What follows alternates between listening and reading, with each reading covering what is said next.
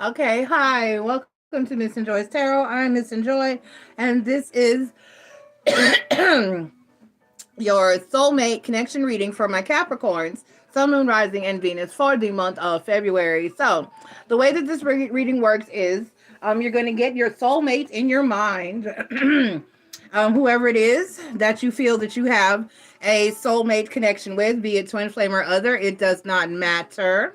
Hey, China, thank you for rocking it out for me, with me through all these reads. It doesn't matter whether you are in connection with this individual or in a commitment or current union with this person or not, or whether you're in time of separation. All that matters is that you consider this person your particular a soulmate of any kind, that you feel that strong soulmate connection and bond with that person. I'm going to pull one major arcana card to get into the overall energy of the connection, and I'm going to look into the feminine energy and the masculine energy, see what's going on with the both of your energies, and then give a little advice at the end. Okay. All right. So just because I label the energies masculine or feminine, that is not, neither of those categories are gender specific.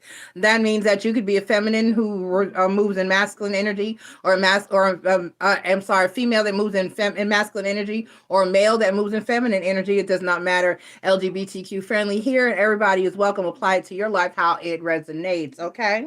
All right. So without further ado, everybody, please take the time to click like, subscribe, join, and share. Let's get into your overall energy for your soulmate connection. Let's get into your overall energies for your soulmate connection. We are using my Lisa Frank Major Arcana deck to pull for the overall energy of the connection.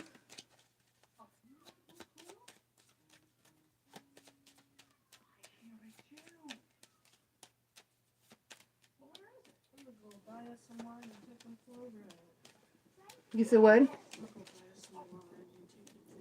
Okay. I'll go through tomorrow, and because the trash goes out tonight, right? Yes. Yes, tomorrow is Thursday. Okay, I'll go around tomorrow and collect all the litters and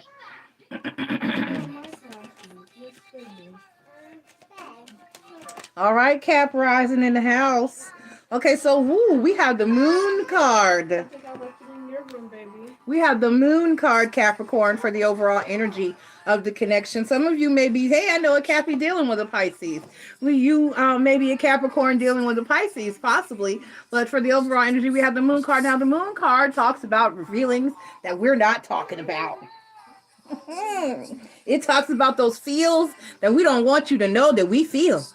It talks about things being done in the dark of night, under the cloak of the moonlight, and just things that are underneath that surface that may need a scratchy scratch to get up in them, to get them out. Just let them, Okay, so that being said, let's go ahead and get into the feminine energy. We're asking Spirit for a positive and accurate insight into my feminine energies for my Capricorns.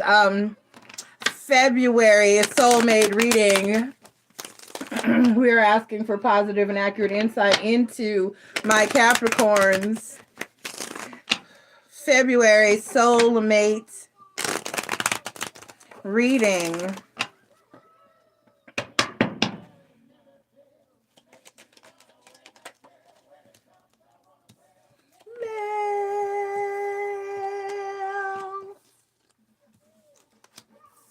Ooh, Capricorn showing up in the feminine energy.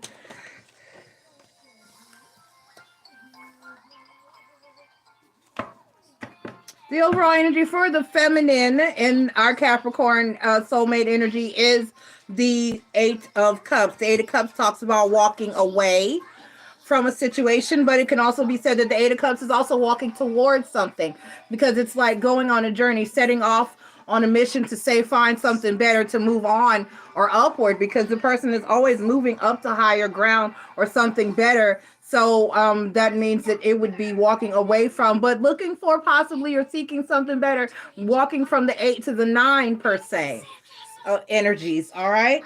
Okay, so Let's go ahead and get into, I'm sorry, and down here on the deck we have the Wheel of Fortune. Aubrey, turn it down a little bit. Turn it down. Thank you. You don't have to turn it down that far. Let me see.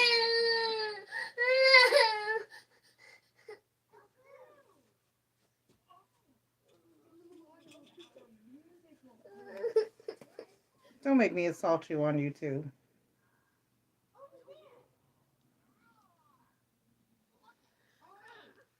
See?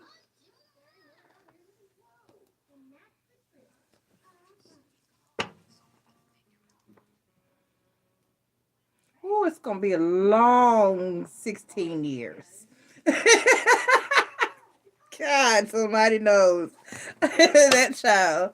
All right, so we're going to ask Spirit, excuse me, everyone. We're going to ask Spirit for a positive and accurate insight into the masculine energy for my, did I call out? I'm sorry, I didn't call out. I was distracted. We have the Wheel of the Year, Wheel of Fortune. We have the Devil card, which represents Capricorn, by the way. We have the Princess of Cups, and we have the Eight of Wands.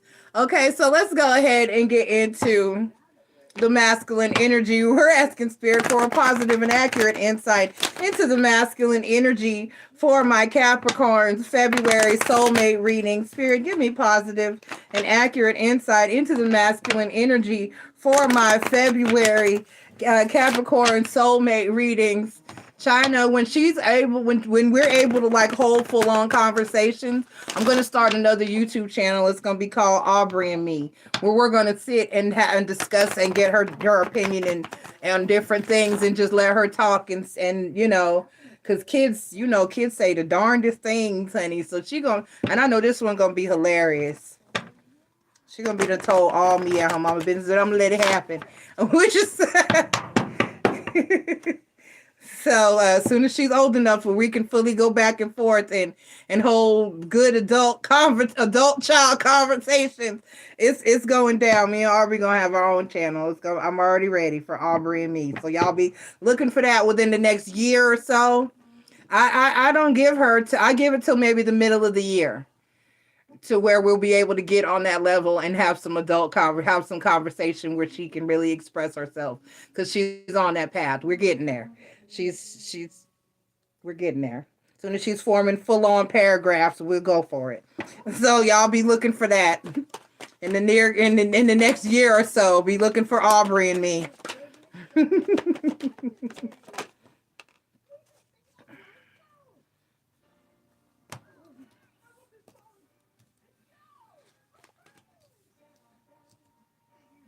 All right, so the overall energy for the masculine energy is the Two of Wands. All right, the overall energy for the masculine is the Two of Wands. So the masculine's over here like, I don't know. I don't know. I don't know what to do. So in the masculine energy, we have the Star card, the King of Swords, the Page of Swords, and the Sun card. So at the same time, okay, all right, let's start with the feminine energy. Let's start with the feminine energy. We have the Wheel of Fortune, which talks about an open cycle, a cycle that's ongoing, something that's repetitive and just keeps happening or going on, or it's been this way and it's staying this way and it's just ongoing. You're on a rat wheel with someone per se. The Devil card, let's clarify that and see why we feel or why the toxicity is here, because not only does the Devil card represent Capricorn, it represents toxicity, bad habits, things that ain't, you know, may or may not be. Now, the Devil card can be a positive energy in a relationship depending on how it rolls. You know what I'm saying? Depending on where exactly. All right, so the Devil card clarified by the Hermit card. The Knight of Swords and the Princess of Wands. I see. So the Princess of Cups and the Eight of Wands. Give me the Eight of Wands. the Judgment card, and the Six of Cups. Give me one more here. And then the Four of Coins. Okay. Oh, okay. Oh, okay. I mean, but okay. Hold on. Let's get into here. Let's look into the masculine energy, where I'm going to be clarifying the King of Swords and the Page of Swords.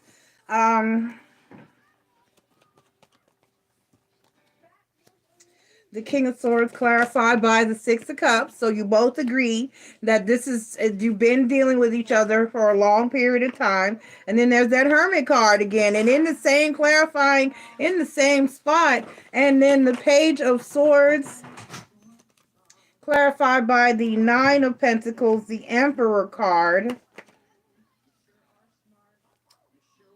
the Page of Swords, and the Three of Swords. Okay, so basically, this is what's going on. The feminine said, I don't need you.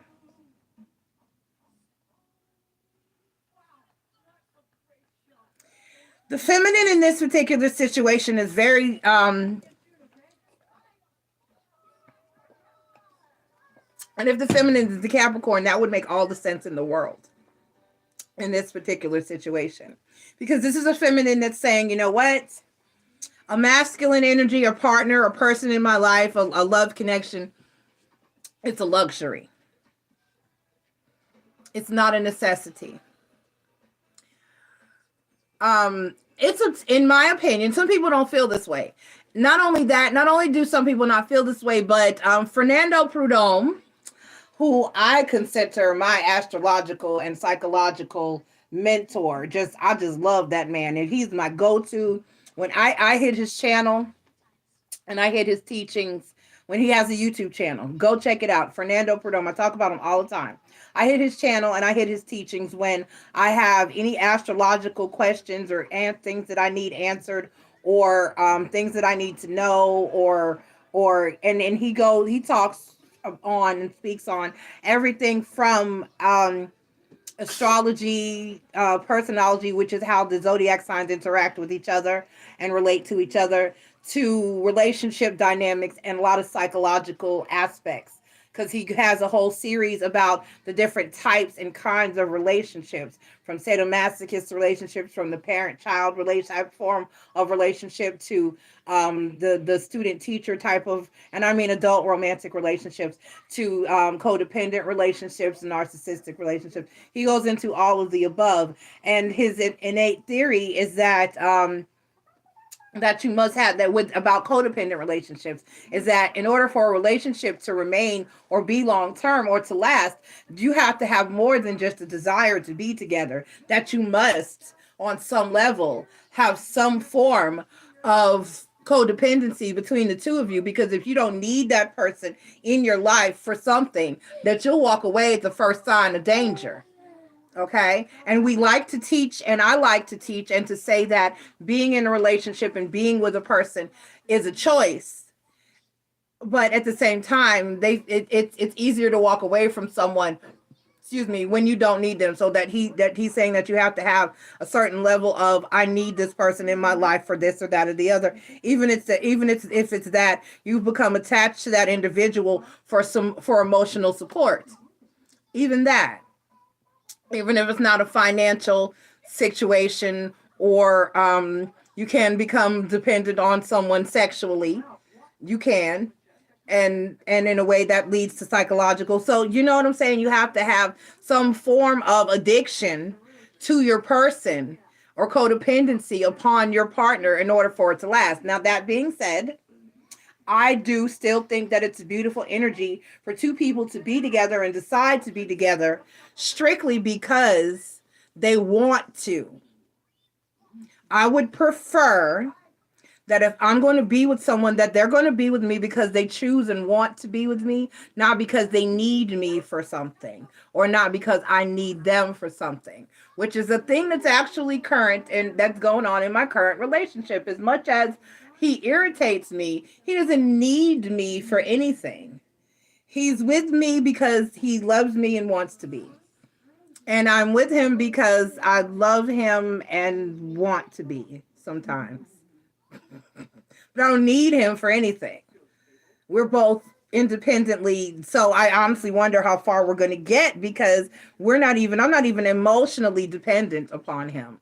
He's not even there. If I need to talk to somebody, I don't talk to him. I talk to China. Or my daughter, or Marie, or my mom, or my son. Sometimes I don't talk to, or even my daughter. I talk to other people in my life. I don't talk to him about. It's very rare that I talk to him about a personal issue or problem. So that being said, this is this feminine standing in her power, in her energy, and saying, "I don't need you, masculine. I love you. I want you. But I don't need you to be here. We've been together for a long time. We've dealt with each other for a while now. That's all good. I'm trying to be here. I'm trying to hold on. I'm trying to stay present. But please know and be advised and be aware that I don't need you. And at any given time, you can move around. I'm dependent and I'm independent upon myself. And I don't need you. I'm good." The devil card, the hermit card, which talks about being alone, independent, and being able to work on and do for yourself, and in hermit mode. The Knight of Swords and the Princess of Wands. So even if this is the case, I'll go to that in advice. Okay. All right. So now let's talk about the masculine energy. We have the Star card, the King of Swords, the Page of Swords, and the Sun card. So overall, this is a good, stable, solid relationship, but it tends to bother the masculine that the feminine is so independent. Because here I have the King of Swords clarified by the Six of Cups, the Knight of Pentacles, and the Hermit card. So it's an energy of, and so we'll just talk about it. I want to clarify the Star card though and see exactly why. Oh, clarified by the King of Swords. That's what this is. Okay. The Nine of Wands and the Four of Cups. I got it. Okay. All right. So that's what it is. So it's hurtful. So it's basically innately hurtful for the masculine that the feminine keeps saying, "I don't need you. I was good before I had you. I'm going to be good after I had you. I don't really need you. I don't need you." And let me get into the advice and I will explain. Well, actually, let me do that now. There are some masculines that move in an energy of needing to be needed by the feminine. We call it hero complex, because it's like, if you don't need me, what am I here for? Which is not a fair question. Because we as women in society, and I'm not even going to label it, a lot of people label it a race thing. Well, the black women, no. I know plenty of white moms that are single moms and the dads aren't present, and they still got to pick up their masculine energy as well. So I don't consider this a racial issue, even though society lately has been pushing it in that direction. It's not. It's really not. It's really not. I even know some that have been married. And they were married single moms because the dad wasn't doing a damn thing but putting tires on his race car. And she was managing that house and managing that kids while he ran back and forth playing with his little boy toys and doing what. Now he worked and he brought money into the house, but that was about it. So lots of women move in this energy, not because we necessarily want to, but because we've necessarily had to. And so it gets to the point where when a man comes along that feels like he is capable of being the masculine energy, he wants that feminine to sit down and allow him to be the masculine energy. And at that point, most feminines can't do that. We've been so used to being that masculine energy and being that leader and being that everything, that provider, that mom, that dad, that work, that provider, that did you cut the law? I had my house in Houston. Bitch, I was by myself. Okay? I paid my bills. I took care of my kids. I cleaned my house. I went to work. I kept my car maintained. I mowed the lawn. Okay? I did the laundry. I washed the dishes. I cooked the meals. I did everything. I had hedge clippers and a damn lawnmower. My yard was cute. I had little gnomes out there. I had a beautiful birdhouse. It was my hedges was trimmed. You would think a landscaper came through. Okay. Um, and a lot of times when a masculine shows up that can do all that, we have a problem sitting down because they may not do it the way that we want it done. They may not do it in the fashion or the time frame that we want it done. So we figure at that point, still, fuck it, I might as well do it myself. If I got to wait till the grass gets high for you to cut it, I might as well cut it myself. If I have to tell you that's not how you shape the bushes, they're square, not round, then why might as well do it myself? If you're gonna break half my dishes, if you go into the kitchen to wash them, then I might as well do it myself. If you're gonna let the kids tear everything up while I'm gone, then I might as well take them with me. You get what I'm saying? And so it gets hard for us to have a seat because not only are they not doing it, they're just not doing it as effectively as we did it. Because women are very detail oriented and very good multitaskers. We the shit. Not gonna lie. Okay. So for the most part, it gets hurtful for the masculine, and then to be constantly told, okay, well, you might not be doing this right, or this is how I did it, or this is how I would like it done. It makes them feel small, it makes them feel belittled, it makes them feel unneeded and unwanted. So let me get into the advice because I have things to say on both points, both positive and negative, because there are positive and negative aspects to both of these attitudes. So let's get into the advice. All right, so advice from my feminines: try to allow your masculine to be that. Try not to criticize so much. Try to be a little more patient and understanding. Try to think of a loving and caring way to express how you feel and what you need. Try to make him feel more important. Try not to tell him that you don't need him quite so often. Try to be kinder with your words. Try to be more loving. Try to be more soft. Try to be more caring. Try to be more in your feminine energy. Try to show more affection. Try to show more love. Try to allow him to, even if the grass is a little high, give a friendly reminder, baby, the grass is getting a little high. The neighborhood organization is going to find us. Can you get out there and take care of that? Sweetheart, the sink needs fixing. I've told you like 3 times. If you wouldn't mind, could you pay attention to it because it's leaking and it's really starting to rot out the bottom of the cabinet? Can you know what I'm saying? Offer an explanation as to why. Don't just nag with purpose. And like I said, try not to be so blatant with your attitude and saying so much as, I don't need you. Look, I can do it myself. Look, eliminate those types of narratives and sentences from your vocabulary and how you speak to your masculine. If you love that man, and I'm not saying be something that you're not, but every now and then, play damsel in distress. Just make him feel wanted and make him feel needed every now and then. Just for little stuff. Just even if they act like it gets on their nerves, it may still make them feel important, like in the morning when it's cold to you, baby. And you can play it to your benefit, bitch. Don't be dumb, baby. Baby, it's cold. Will you go start my car? If you don't have push to start with your lucky ass. I don't have it on my car. I want it so bad, but they say it messes up your ignition. Ignition.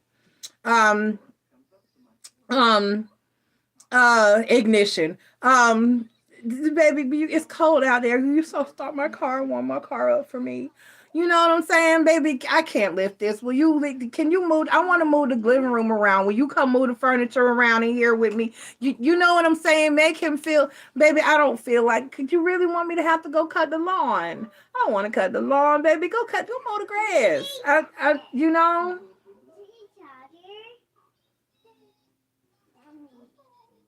Just, it's okay.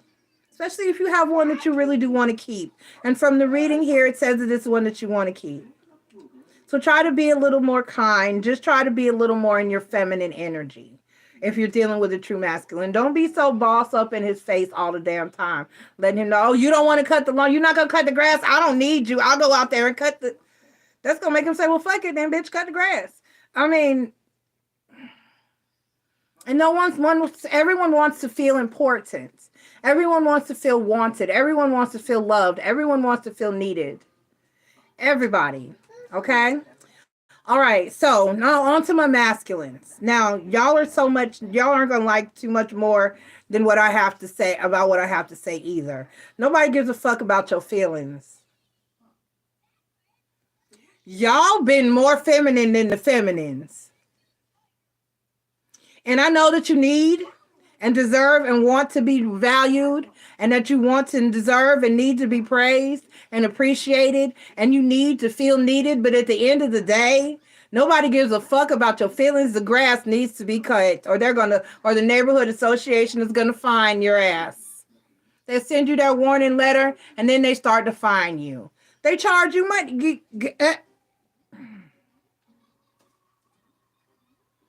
So sometimes with y'all be in y'all feelings about shit, it's really not about your feelings. And as I say, and I will continue to say, and I'm pressing it and I'm trying to drive it home. Within a commitment or a connection or a relationship, your feelings are your feelings, and you are responsible for those feelings. No one is responsible for your happiness and your emotional and mental well-being but you. As a woman, as your partner, as your girlfriend, as your baby mama, as your wife, as your live-in, your fiance, whoever, I should be able to come to you and say, baby, cut the grass. I know you're tired. I know you've been working, but can you cut the grass? They're going to fine us. Can you get my oil change? It's sounding and starting to tap. Can you check my oil? Can you start my car? Can you put gas in my car? I shouldn't have to tell you. Be a grown-ass man if you want to be praised and appreciated and treated as such. Be one. I shouldn't have to run behind you. I shouldn't have to nag you. I shouldn't have to tell you. My mother-in-law, we didn't get along, but I tell you what, that bitch did some shit right. She married a man. And when I tell you that Preston Williams, rest his soul, on the other side, Terry never had to put gas in her car. Terry never had to get her oil changed. Terry never had to worry about her tires. Terry never had to clean that car. Terry never had to cut that grass. Terry never had to do that plumbing. Terry never had to worry about this, that, or the third. It was done. He was a Marine. He was a sergeant. He was retired and traumatized from Vietnam. However, he went on and was a machinist and an engineer for Weyerhaeuser Incorporated.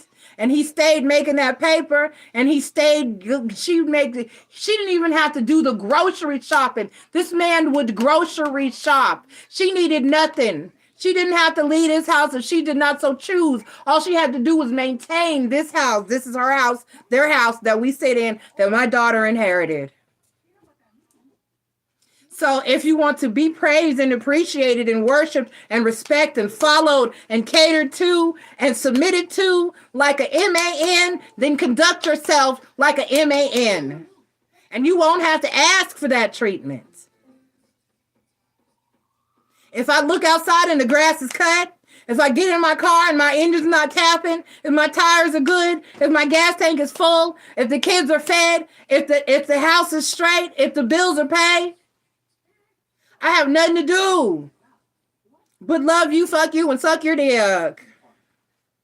Feed you, baby, what you want for dinner.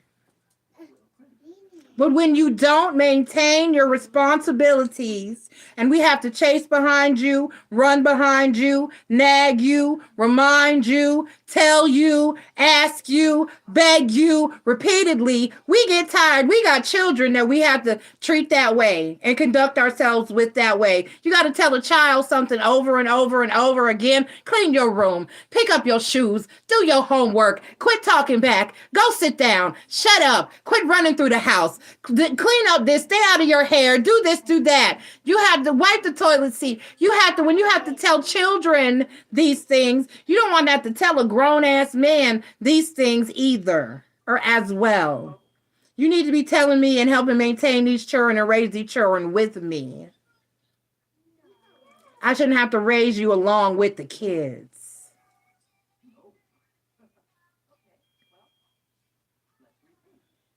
So it's a two-way street.